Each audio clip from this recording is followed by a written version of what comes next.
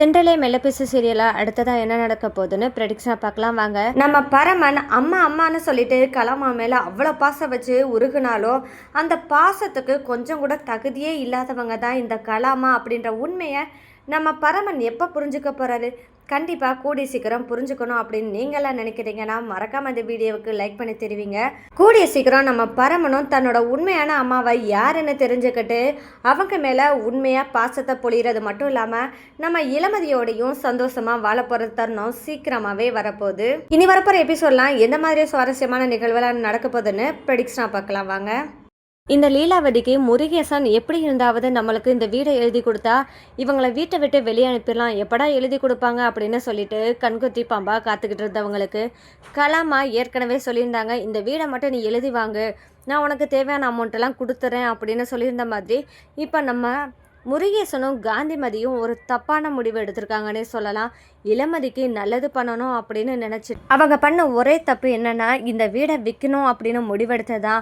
நம்ம இளமதியோட கடன் அடைக்கணும் அப்படின்றதுக்காக தான் இந்த வீடை விற்கணும்னு நினச்சாங்க. இதை நம்ம பயன்படுத்திக்கலாம் அப்படின்னு சொல்லிட்டு லீலாவதி நல்லாவே திட்டம் போட்டது மட்டும் இல்லாமல் கலாமா கிட்ட பேசி அதுக்கான பணத்தையும் வாங்கி அதை செட்டில்மெண்ட்டும் பண்ணது மட்டும் இல்லாமல் இந்த கலாமாவும் ஒன்று சொல்லிடுறாங்க, என்கிட்ட நீ பணம் வாங்கினது மட்டும் இல்லாமல் அந்த பணத்தை நீ திருப்பியே கொடுக்க வேணாம், அந்த கிழவியை வீட்டை விட்டு வெளியே அனுப்பிடு, அவங்களுக்கு எப்போக நாதியே இருக்கக்கூடாது அப்படின்னு சொல்லிட்டு கலாமா பேசுகிறாங்க. அதுக்கேற்ற மாதிரி லீலாவதி, அம்மா நீங்கள் சொன்னதை நான் செய்யாமையா இருப்பேன் அப்படின்னு சொல்லிட்டு நம்ம முருகேசனும் காந்திமதியை வீடை எழுதி கொடுத்த வந்து கையோட வீட்டுக்கு வராங்க. அப்போ பேக்கோட ரெடியாக வச்சுருக்காங்க லீலாவதி.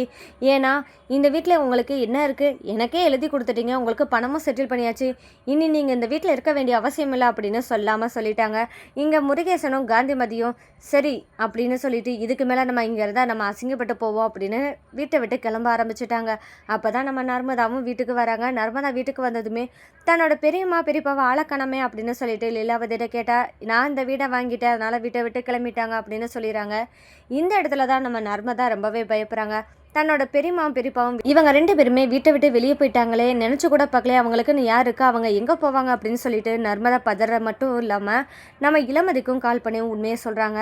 அப்போ தான் நம்ம இளமதியும் என்ன செய்கிறது அப்படின்னு தெரியாமல் வா நம்ம போகலாம் அப்படின்னு சொல்லிட்டு தன்னோட அப்பா அம்மாவை தேடுறதுக்காக இளமதியும் இங்கே நம்ம நர்மதாவை கூப்பிட்டுட்டு கிளம்புறாங்க. அந்த இடத்துல நம்ம நர்மதாவும் நம்ம பரமனுக்கும் கால் பண்ணி சொல்லிடுறாங்க. பரமன் ரொம்பவே அதிர்ச்சி ஆகிறது மட்டும் இல்லாமல் எப்படியாவது அவங்கள நம்ம வீட்டுக்கு கூட்டிகிட்டு வரணும் அப்படின்னு நினச்சிட்டு பரமனும் ஒரு பக்கம் தேட ஆரம்பிக்கிறாங்க. இந்த மாதிரி தருணத்தில் தான் பரமனும் சரி இளமதியும் சரி ரெண்டு பேருமே ஒரே பக்கம் தேடுற இடத்துல அவங்க ரெண்டு பேருமே எங்கே போகிறதுன்னு தெரியாமல் ஒரு இடத்துல உட்காந்துருக்கும் போது நம்ம பரமனும் பெருசு என்ன இங்கே வந்து உட்காந்துருக்கீங்க, என்னைய ஆச்சு அப்படின்னு சொல்லிட்டு நம்ம பரமன் கேட்குறாரு. அப்போ தான் நம்ம முருகேசனும் பதில் சொல்கிறார், இல்லைப்பா பரமா, நாங்கள் வீடை லீலாவதிக்கு கொடுத்துட்டோம், இப்போ நாங்கள் போகிறதுக்கு இடம் இல்லாமல் இப்போ இருக்கோம் அப்படின்னு இங்கே முருகேசன் சொல்ல அந்த இடத்துல தான் பரமன், உன்னை யாரையா வீடை விற்க சொன்னால் உனக்கு என்ன தேவை இருந்துச்சு வீடை விற்ற அப்படின்னு சொல்லிட்டு இங்கே பரமன் கேட்க, இல்லை பரமா, இளமதி அங்கே வட்டிக்கு காசு கட்டிக்கிட்டு கஷ்டப்படுறான்னு சொல்லிட்டு தான் அவளை கஷ்டப்படாமல் வைக்கணும்னு சொல்லி தான் வீடை விற்று எங்களுக்கு என்ன காலம் போன கடைசியில் இந்த வீடு வசதியெல்லாம் யாருக்கு, என்னோட பொண்ணு இளமதிக்கு தானே, அவள் எங்களுக்கு பின்னாடி அந்த வீடை எடுத்துக்கிறதுக்கு எப்போவே அவள் கஷ்டப்படும் போது அந்த வீடுனால இவளுக்கு கஷ்டப்படாமல் இருக்க வேண்டிய நிலைமை வந்துச்சுன்னா அதை செய்கிறதுக்கு நாங்கள் எந்த இடத்துலையும் தயங்கக்கூடாது அப்படின்னு சொல்லி தான் வீட்டை விற்றோம் அப்படின்னு சொல்லிட்டு முருகேசன் சொல்ல, அப்போ தான் பரமன், நீ என்னையா ஆளு, கொஞ்சம் கூட யோசிச்சு பார்க்காம ஒரு வார்த்தை கூட எங்ககிட்ட கேட்காம வித்துட்ட, இப்போ எங்கேயும் போகிறதுக்கு வழி இல்லாமல் இப்படி வந்து உட்காந்துருக்கேயா, வா வீட்டுக்கு போவோம் அப்படின்னு சொல்லிட்டு நம்ம பரமனும் முருகேசன் மற்றும் காந்திமதியை கூப்பிட்டுட்டு வீட்டுக்கு போகிறாங்க. ஆனால் நம்ம பரமனுக்கு கொஞ்சம் கூட தெரியவே இல்லை, இன்னும் கலாமா தன்னை அடியாளுக்காக மட்டும்தான் யூஸ் பண்ணுறாங்க, தன்னை பிள்ளையாகவே நினைக்கல, தன்னோட தேவைக்கு மட்டும் யூஸ் பண்ணுற இடத்துல தான் இருக்கிறதே வேஸ்ட்டு அப்படின்னு கூட நம்ம பரமனுக்கு தோணாமல் இருக்குது. ஆனால் இனிமேலாவது தோணணும் அப்படின்ற அளவுக்கு தான் இருக்க போகுது. ஏன்னா கலாமா பண்ணுற ஒவ்வொரு இடத்துலையும் கலாமா இத்தனை நாளும் தன்னை பிள்ளையாக நினச்சதெல்லாம் போய் இவ்வளோ நாளும் நாடகமாடி இருக்காங்க அப்படின்ற உண்மையை தெரிஞ்சுக்கிறது மட்டும் இல்லாமல் இவ்வளோ நாள் இளமதி நம்மக்கிட்ட அவ்வளோ சொல்லியும் நம்ம இளமதியை மதிக்காமல் இருந்துட்டோமே, நம்ம பெரிய தப்பு பண்ணியிருக்கோம் அப்படின்னு சொல்லிட்டு ரொம்பவே ஃபீல் பண்ண போகிறாரு. அதுக்கான தருணம் இப்போ வரப்போகுது. ஏன்னா நம்ம பரமன் இப்போ காந்திமதி மற்றும் முருகேசனை வீட்டுக்கு கூட்டிட்டு போறாங்க. அப்போ கலாமா என்ன கேட்குறாங்கன்னா, இவங்களை எதுக்கு இங்கே கூட்டிட்டு வந்த பரமா அப்படின்னு சொல்லி கேட்கும்போது, இல்லைம்மா, இங்கே நம்ம பெருசு வந்து லீலாவதி கிட்ட தன்னோட இருக்கிற வீடையும் வித்துட்டு எங்கே போகிறதுன்னு தெரியாமல் இருந்துக்கிட்டு இருந்தாங்க. நான் தாம்மா இருக்கேன்னு சொல்லிட்டு நம்ம வீட்டுக்கு கூட்டிகிட்டு வந்துட்டேன். அவங்களோட மருமகன்னு சொல்ல முடியாது, நான் மயனாக இருந்து நான் தானே பார்த்துக்கிறணும் அப்படின்னு சொல்லிட்டு நம்ம பரமனும் சொல்கிறாங்க. இதை கேட்ட கலாமாவும், இல்லைடா பரமா, இங்கெல்லாம் வந்து வச்சுருக்க முடியாது, அவங்கள நீ கூட்டிகிட்டு போ, வெளியே அனுப்பிவிடு அப்படின்னு சொல்லிட்டு நம்ம கலாமா சொல்ல, அதுக்கு பரமன் என்ன சொல்லிடுறான்னா, கட் அண்ட் ரைட்டாக இங்கே தான் அவங்க இருப்பாங்க அப்படின்னு சொல்லிட்டு நம்ம பரமன் பேசுகிறாங்க. இதை கேட்டதுமே நம்ம கலாமாவுக்கு அதிர்ச்சி. இதனால் வரைக்கும் நம்ம பேச்சை மீறாத பரமன் இப்போ நம்மளை எதிர்த்து பேசுகிறான்னா கண்டிப்பாக இதில் ஏதோ ஒன்று இருக்குது. அதுவும் இல்லாமல் இளமதிக்கு இவ்வளோ சப்போர்ட்டாக இருக்கானா கண்டிப்பாக இவனுக்கு ஏதோ ஒன்று உண்மை தெரிஞ்சிருக்கு. அதனால தான் இப்போ இளமதிக்கு சப்போர்ட்டாக இருந்து பேசுகிறான் அப்படின்னு சொல்லிட்டு நம்ம கலாமாவுக்கு டவுட் வர்றது மட்டும் இல்லாமல் பழனிக்கிட்டையும் போய் விசாரிக்கவும் செய்கிறாங்க. பழனிக்கிட்ட விசாரிக்கும் போது எல்லா உண்மையும் பரமன்கிட்ட சொல்லிட்டதாகவும் வேற வழியே இல்லாமல் தாமா சொன்னேன் அப்படின்னு சொல்லிட்டு என்னை மன்னிச்சிடுங்க அப்படின்னு சொல்லிட்டு பழனி மன்னிப்பு கேட்டுறாங்க. இதை கேட்ட கலாமாவுக்கு, ஓஹோ, இதனால தான் பரமன் நம்ம பேச்சை கேட்காம இருக்கானோ அப்படின்னு நினச்சிட்டு இவனை என்ன பண்ணலாம் அப்படின்னு யோசனையோட வீட்டுக்கு வரும்போதுதான் நம்ம சித்தார்த்துக்கு கோபம் அதிகமாக வருது. அம்மா, என்னம்மா நினச்சிட்டு இருக்கீங்க? பெத்த பிள்ளை எனக்கு இல்லாத உரிமையை நீங்கள் வளர்த்த பையன்னு சொல்லிக்கிட்டு அவன் அடியால் மாதிரி அவன் யாருமா? அவனுக்கு இவ்வளோ உரிமையும் இவ்வளோ இலக்காரமும் கொடுத்துட்டு இருக்கீங்க. என்ன பெத்த மையன்னு கூட நீங்கள் பார்க்காம உங்கள் முன்னாடி தானே என்னை அவ்வளோ தூரத்துக்கு இந்த பரமன் அசிங்கப்படுத்தி அவமானப்படுத்தி மன்னிப்பு கேட்க விட்டா. அப்படி இருந்தும் அவங்களையும் வீட்டுக்குள்ளே உட்கார வச்சுக்கிட்டு இருந்தால் என்னமா அர்த்தம்? இப்போ நீங்கள் அவங்கள வெளியே அனுப்புறீங்களா, இல்லை நானே கழுத்தை பிடிச்சி வெளியே தலவா அப்படின்னு சொல்லும்போதா அப்போ கலாமா என்ன சொல்கிறாங்கன்னா, இங்கே பட சித்தார்த், எல்லாத்துக்கும் ஒரு பொறுமை இருக்குது. நான் இப்போவும் சொல்கிறேன், அவங்கள எப்படி வச்சுக்கிறணுமோ அப்படி வச்சுக்கிருவேன். கொஞ்சம் பொறுமையாயிரு, அவங்களே இந்த வீட்டை விட்டு வெளியே போகிற அளவுக்கு நான் பார்த்துக்கிறேன் அப்படின்னு சொல்லி நம்ம கலாமா சொல்கிறாங்க. இந்த இடத்துல நம்ம சித்தார்த்தோ, ஏம்மா பொறுமையாக இருக்கிற அளவுக்கு தான் இருப்போம், அதுக்கு மீறி என்னாலாம் தாங்க முடியலைன்னா நானே என்ன வேணால் செஞ்சிருவேன் அப்படின்னு சொல்லிட்டு நம்ம சித்தார்த் சொல்ல, இங்கே பாட்டா சித்தார்த், பொறுத்துருன்னு சொல்லிட்டேன், இனி இதுக்கு மீறி எதுவுமே பேசாத, நான் எல்லாத்தையும் பார்த்துக்கிறேன் அப்படின்னு கலாமா சொல்லிடுறாங்க. அடுத்ததாக நம்ம பரமன் மற்றும் இளமதி என்ன செய்கிறாங்கன்னா, முருகேசன் மற்றும் காந்திமதி இவங்க 2 பேருமே அங்கே நல்லபடியாக பாதுகாப்பாக தங்கணும், அப்போ அவங்களுக்கு எல்லா வசதியும் இருக்கிற மாதிரி நம்ம பரமனும் ஏற்படுத்தி கொடுத்துறாங்க. இந்த இடத்துல நம்ம முருகேசனும் காந்திமதியும் கொஞ்சம் எப்படிடா இந்த வீட்டில் இருக்கிறது அப்படின்னு சங்கடப்பட்டு இருந்தாலும் சரி, வேறு வழியே இல்லை, சீக்கிரம் வீடு பார்த்து நம்ம போயிடலாம் அப்படின்னு சொல்லிட்டு காத்துட்ருக்காங்க. இந்த மாதிரி இடத்துல தான் நம்ம நர்மதா தன்னோட பெரியப்பா பெரியம்மா எப்படி இருக்காங்க அப்படின்றத பார்க்கணும் அப்படின்னு சொல்லிட்டு வீட்டுக்கு வராங்க.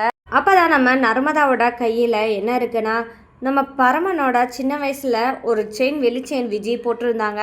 அந்த செயினும் நம்ம நர்மதாவுக்கு கிடைக்கிறது மட்டும் இல்லாமல் அந்த ஏன்னு சொல்லி இருக்கிறத பார்த்து தான் நம்ம நர்மதாவும் அந்த செயினை கொண்டு வந்திருப்பாங்க. ஏன்னா தன்னோட அண்ணனானா அசோக்கோட இனிஷியல் மாதிரி இருக்கே அப்படின்னு சொல்லிட்டு இதை நம்ம அழகாகவும் இருக்குது, நம்ம இளமதிகிட்ட காமிக்கலாம் அப்படின்னு சொல்லிட்டு அந்த செயினை நர்மதா காமிக்கவும் தான் நம்ம இளமதிக்கு ஒரு டவுட்டு.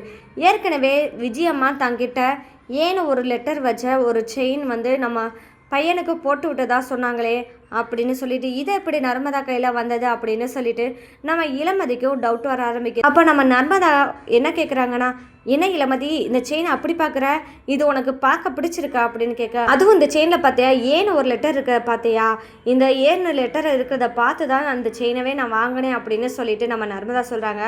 ஏன்னா இந்த ஏ லெட்டர் வந்து அசோக் அண்ணனை எப்போவுமே எனக்கு ஞாபகப்படுத்தணும் அப்படின்றதுக்காக தான் இந்த செயினை வாங்கினேன் அப்படின்னு சொல்லும்போது, ஆமாம் நர்மதா, இந்த செயின் உனக்கு எப்படி கிடைச்சது அப்படின்னு கேட்குறாங்க நம்ம இளமதி. அப்போ தான் நம்ம நர்மதா, ஏன் என்னாச்சு இளமதி அப்படின்னு சொல்லிட்டு நர்மதா கேட்குறாங்க. இல்லை நர்மதா, ரிஷியோட அண்ணன் சின்ன வயசில் காணாம போயிட்டாருன்னு சொல்லிட்டு ரிஷியோட அம்மா என்கிட்ட சொல்லியிருந்தாங்க. அந்த பையனுக்கு தான் இந்த மாதிரி டாலர் போட்டு விட்டதாகவும் என்கிட்ட சொல்லியிருந்தாங்க. இப்போ நீ இந்த மாதிரி டாலர் கொண்டு வந்திருக்க பார்த்தோருமே எனக்கு அந்த ஞாபகம் தான் வந்துச்சுன்னு சொல்லிட்டு நம்ம இளமதி சொல்கிறாங்க. அப்படியா இளமதி, இங்கே இது எங்கே வாங்கின அப்படின்னு சொல்லிட்டு நம்ம இளமதி கேட்குறாங்க. அப்போ தான் சொல்கிறாங்க நர்மதா, இல்லை இளமதி, இந்த மாதிரி செயின் வந்து நான் நகை கடையிலலாம் வாங்கலை, இங்கே சேட்டு கடையில் இருந்தது அப்படின்னு சொல்லிட்டு தான் நான் வாங்கிட்டு வந்தேன் அப்படின்னு சொல்லிட்டு நம்ம நர்மதா சொல்கிறாங்க. சேட்டு கடையிலையா, இந்த மாதிரி செயின்லாம் எப்படி வரும் அப்படின்னா நர்மதா சொல்ல ஆரம்பிக்கிறாங்க. வேணும்னா எனக்கு தெரிஞ்சு இந்த மாதிரி செயினை யாராவது அடகு வச்சுருக்க வாய்ப்பு இருக்குது, அதை மீட்காமல் இருக்கிறதுனால தான் அந்த செயினை வந்து இப்போ எனக்கு விற்றுருக்காங்கன்னு எனக்கு தோணுது இளமதி அப்படின்னு சொல்ல, அந்த அட்ரஸை கண்டுபிடிச்சா அது யார் எவருன்னு கண்டுபிடிச்சிடலாம் இளமதி அப்படின்னு நர்மதா சொல்கிறாங்க.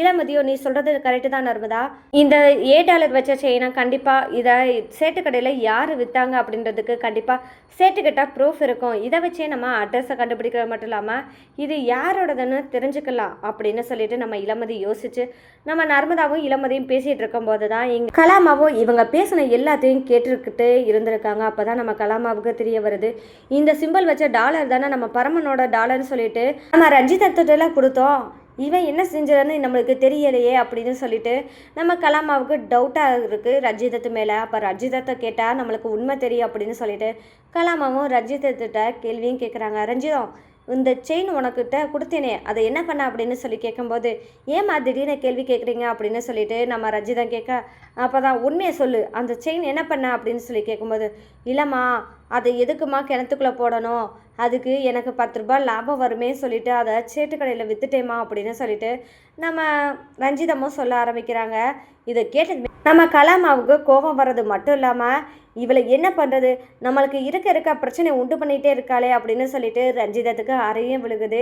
இனி நம்ம கலாமா இந்த உண்மையை மறைக்கிறதுக்கு என்னென்ன செய்ய போகிறாங்க, ஒரு பக்கம் நம்ம இளமதி உண்மையை கண்டுபிடிக்கணும் அப்படின்னு சொல்லிட்டு தேட போகிறாங்க. இதில் நம்ம இளமதி தான் ஜெயிக்க போகிறாங்க.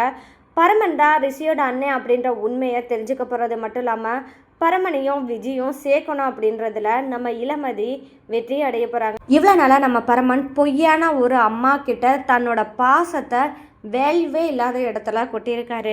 இனியாவது நம்ம பரமன் தன்னோட அம்மா யாருன்னு தெரிஞ்சு அவங்க மேலே அன்பை பொழிய வேண்டிய நேரம் வரப்போகுது. இதற்கெல்லாம் காரணமாக இருக்க போது நம்ம இளமதி தான். இந்த மாதிரியான தருணத்துக்காக நீங்களாம் காத்துட்டு இருக்கீங்கன்னா மறக்காமல் நம்ம வீடியோவுக்கு லைக் பண்ணி தருவீங்க. அது மட்டும் இல்லாமல் அடுத்தடுத்த சுவாரஸ்யங்களை தெரிஞ்சுக்கோன்னா மறக்காமல் நம்ம சேனலை சப்போர்ட் பண்ணி ஆதரவு தருவீங்க. மீண்டும் சந்திப்போம்.